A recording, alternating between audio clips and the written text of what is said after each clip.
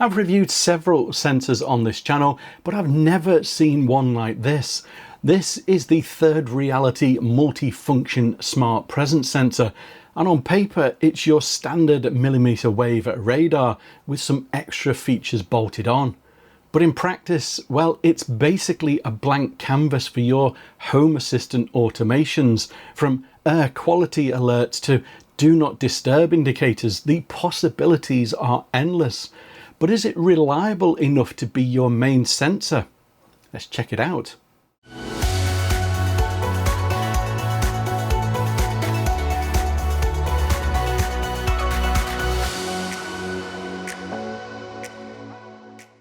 Hey everyone, my name's Simon and welcome to Byte of Geek, a channel that's all about home assistant and smart home technology. So a big thank you to ThirdReality for sending me out their multifunction presence sensor to test and review on the channel. As with all my reviews, they've had no editorial input into this video and you'll get my honest thoughts and opinions about it.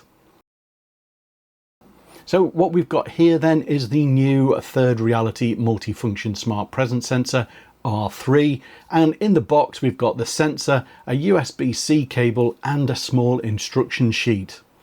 The design of this sensor is unlike any I've really seen before, and I do quite like it. There are some unique features with this device which I'll go through in just a moment, but on the front we have the ThirdReality logo. Across the top we have this diffused area. On one side of the body we have reset and settings buttons. On the other side we have some ventilation slots, and on the back of the device we have a USB-C port. Taking a look at the specification of this sensor then, and it certainly looks to be an interesting device. It has a 60 GHz millimeter wave radar with a detection distance of up to 6 meters and a detection angle of 90 degrees vertical and 120 degrees horizontal. Like a lot of these sensors nowadays, it also has a built-in light sensor, but unlike other sensors, this also has a TVOC air quality sensor and an RGB light, which not only does that act as a way to alert you, but you can also use it as a night light as well. In terms of dimensions, it's 70 millimeters high, 67 millimeters wide and 36 millimeters deep, so a little larger than what you might be used to. It's powered by a 5-volt USB-C and it connects over Zigbee and acts as a router in your mesh. As for smart home ecosystems, it works with Home Assistant, Homey, SmartThings and Amazon. So if I give the sensor some power then, and as you can see, this top section of the sensor lights up, and if I just press the buttons on the side, you'll see that the light changes different colours. So if I just turn off my recording lights so that things are just a little darker, and you'll see that it's actually quite a bright light. Now with this device, when you set it up, if you don't connect it to a network, then it will work in an offline mode with some defaults. So if presence is detected, then it'll turn the night light on and the colour will represent the current TVOC measurement. This little chart here shows you what colour the light would be according to the current TVOC measurement value, with a flashing red light if it exceeds 6,000 parts per billion. Now, having a TVOC sensor in a device like this is quite interesting. In fact, not one of the presence sensors I own or those that I've reviewed in the past have had this kind of sensor in them. TVOC stands for Total Volatile Organic Compounds, and it's a common indicator of air quality in your home or workplace. VOCs can be found in many items around the home, including paints, adhesives, aerosol sprays, printers, and many more items. You might also get spikes from something called off-gassing. This is when new products like a particle board desk or a new mattress or even new flooring slowly release trapped chemical vapors into the air after you bring them home. It's essentially what gives us that new furniture smell and can keep your TVOC levels elevated for weeks whilst those chemicals gradually dissipate. At low concentration levels from say a single item, that will generally be safe. But with an accumulation of VOCs, then they can start to be an irritant that can affect your eyes, nose and throat, as well as causing headaches and dizziness, amongst other things. In more severe cases, it can be harmful to your health over the long term. Of course, with something like this, you're going to want to connect it to your smart home ecosystem, and I'm setting it up with Home Assistant via Zigbee to MQTT, and as you can see, I've put Home Assistant into pairing mode and the sensor has been paired straight away. In Home Assistant, we now get a host of different controls and sensors available to us. We can turn the LED light on or off. There's a lighting effect, although I've not managed to get that to work as of yet.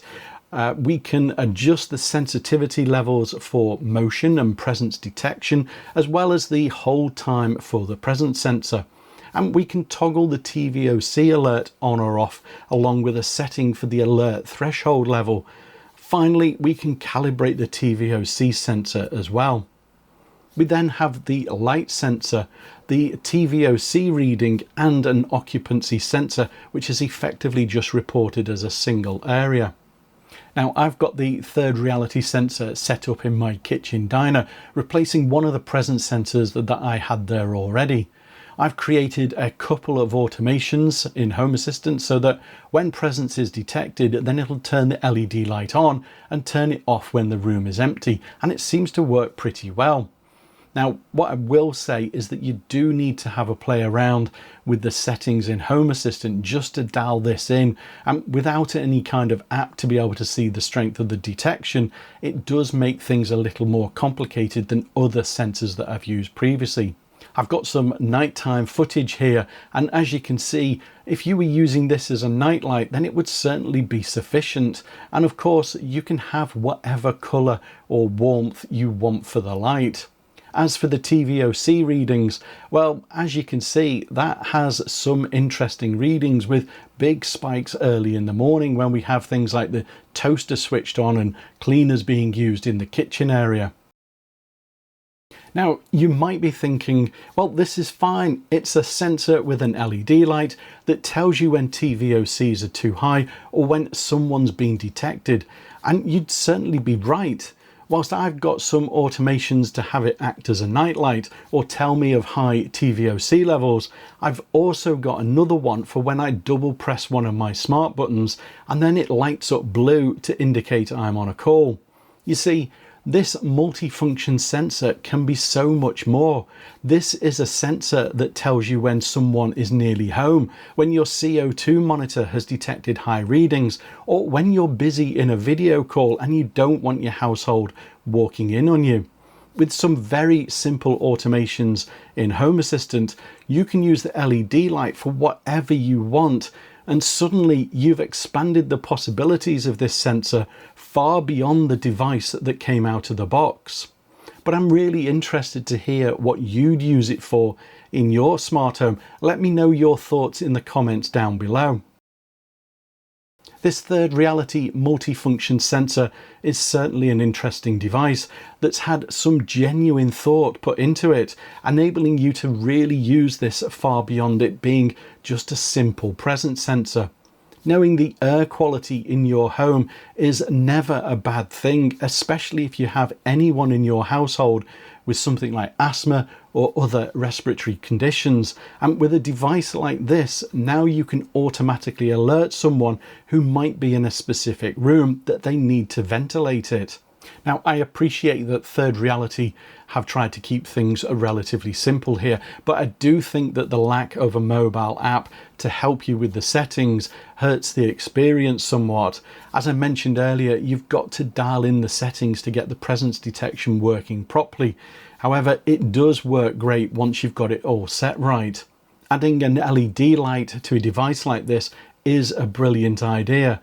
However, I do wonder how well this works for those who have colour blindness, especially if you don't connect it to your smart home ecosystem. And to use it as a nightlight makes this super useful. However, I want this to be a different device for that. You see, ThirdReality have similar devices in their product range with an actual plug on them rather than USB. That's what I want here, something I can plug into a socket closer to the floor level rather than having cables all over the place. Don't get me wrong, I really like this device. It's one of the cleverest things I've seen for a while and would be extremely useful in any smart home. My criticisms aren't merely a desire to see ThirdReality build upon this when they come to creating a second generation version of this particular device. If you want to pick up the ThirdReality multifunction sensor, then it's available now for $49.99, and I've put an affiliate link in the description below. Alternatively, you can just scan the QR code shown here on the screen if you prefer to do that. If you found this video helpful, then I'd appreciate a thumbs up, and why not subscribe to the channel for more smart home content like this. But as always, thanks for watching, and I'll see you in the next video. Bye for now.